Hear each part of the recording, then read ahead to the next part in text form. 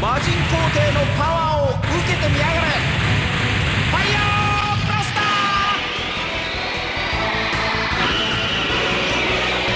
魔人カイザーの拳を受けやがれ。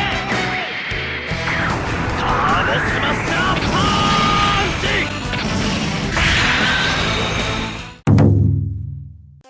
피규어 프로페서 위키피규어입니다. 자, 간만에 찐 고인물분들을 위한 제품이 나왔습니다. 또 나왔냐 싶을 수도 있는 마징 카이저인데요. 다른 제품들과는 달라. 네, 바로 신생회사 엠버토이즈에서 제작한 오리지널 게임 버전의 마징 카이저입니다. 개인적으로 처음 상해 원더 페스티벌 행사장에서 봤을 때부터 흥미롭게 봤던 제품인데요. 그러니까 마징 카이저라는 기체 자체가 본래 저 예전 비디오 게임 슈퍼로봇 대전에서 후속기체 없이 마징가 제트만 타고 이리 치고 저리 치던 스펙상 심지어 당시 X세대인가? 아스카에게 놀림까지 받던 근본 슈퍼로봇 파일럿 카부토 코우즈를 위한 마징가 제트의 정식 후속기로 기획되었던 기체입니다. 그러니까 1990년대 중반 당시 플스1과 경쟁하던 세가 세턴 게임기 슈퍼로봇 대전 F 완결편에 당당하게 등장하면서 인기를 끌게 되었죠. 이 게임이 슈퍼로봇 대전이지만 슈퍼로봇의 무덤이라 불리기도 했었는데 그래도 그 중에서 슈퍼 모습을 보여주었던 기체이기도 했습니다. 이후에 슈퍼로봇 대전 알파 그리고 알파 외전을 거치면서요 폭풍간제 황제 로봇으로 완성되었고 이후 OBA 애니메이션까지 등장하면서 그 인기는 본 궤도에 오르게 되었습니다. 다만 OBA에서의 그 묵직한 프로포션이 많은 분들께 호평을 받은 탓인지 상품화는 물론이고 심지어 게임 속 모습마저도 OBA식 디자인에 가깝게 변모하게 되면서 오리지널은 꽤 오랫동안 잊혀지게 되었었는데요. 그랬던 것이 2018년 슈퍼로봇 대전 X에서 다시금 오리지널 모습으로 등장하게 된 이력도 있습니다. 하지만 어쨌든 그럼에도 상품화는 계속해서 이 OBA 버전을 기반으로 리파인하는 케이스들만 있었던 것에서요. 이번 엠버토이즈 블레이즈 마징 카이저 근본 오리지널 게임 버전의 디자인을 들고 왔습니다.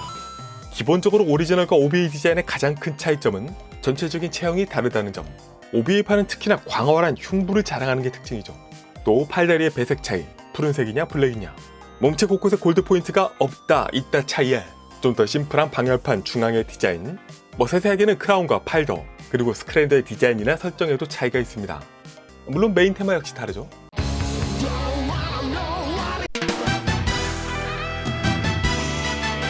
그리고 이번 엠버토이즈 마징 카이저는요 오리지널이지만 좀 더 오버 프로포션의 모습을 보여주고 있습니다. 다리가 길어지고 허벅지는 굉장히 탐스럽게 볼록해진 인상이라는 점을 확인할 수 있죠. 뭔가 그래서 약간 여성적인 이미지까지도 살짝 느껴지는 애견이 섞인 마징 카이저라는 느낌이 들기도 해요. 개인적으로는 오리지널 일러스트 대비 약간 조정된 이 프로포션 형태 나쁘지 않습니다. 특히 이제까지의 육중한 마징 카이저 제품들과는 또 다른 분명 근육질이지만 살짝 날렵함이 느껴지는 부분이 좋아요. 그리고 생각보다 얼굴이 참 잘 뽑혀서 종종 호불호가 생기고 나는 여태 마징 카이저 제품들 대비 이쪽은 호불호가 좀 덜하지 않을까 생각이 들기도 합니다. 합금 사용 제품이지만 색상과 마감에 있어서는 메탈릭이나 펄을 자주 사용하는 많은 케이스들과는 다르게 화사한 원색을 살리는 것을 위주로 하고 있어요. 또 유광, 반광, 또 거의 무광에 가까운 마감 등등까지 마감도 원톤이 아니라 다양하게 처리하고 있습니다.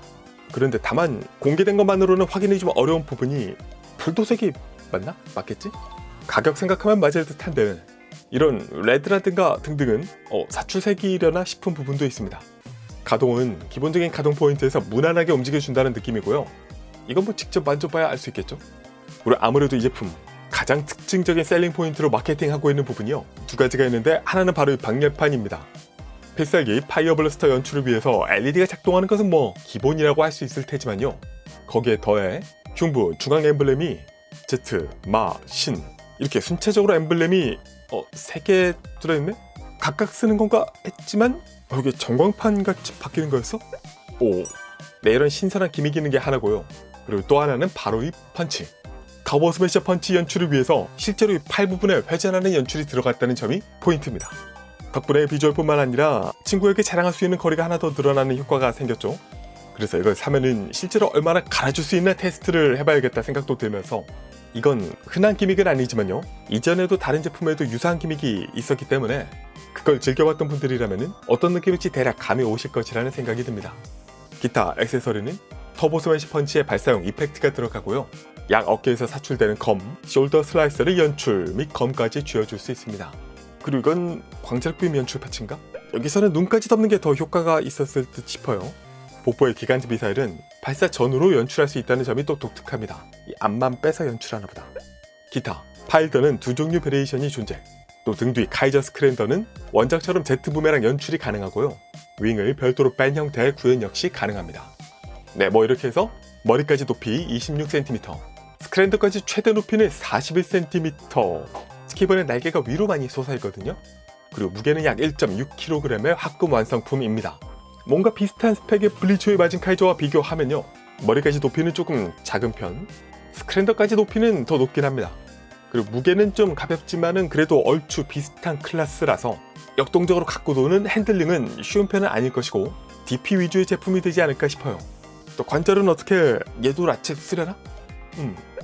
아무튼 신생 회사의 첫 제품 맞나? 빅 사이즈의 오리지널 마징카이저 플러스 터보 스매시 펀치 기믹이라는 차별화까지 해서요. 가격 37만 9천 원을 태울 것이냐 말 것인가는 각자 잘 선택해 주시고, 저는 뭐 블리츠웨이 때도 태웠으니까 이번에도 구매, 연기만 없이 잘 나와주면 좋겠습니다. 여러분들도 현명한 선택 되시길 빌면서 피규어 프로페서 위키피규어였습니다. 위키 구독, 좋아요, 알림 고고고!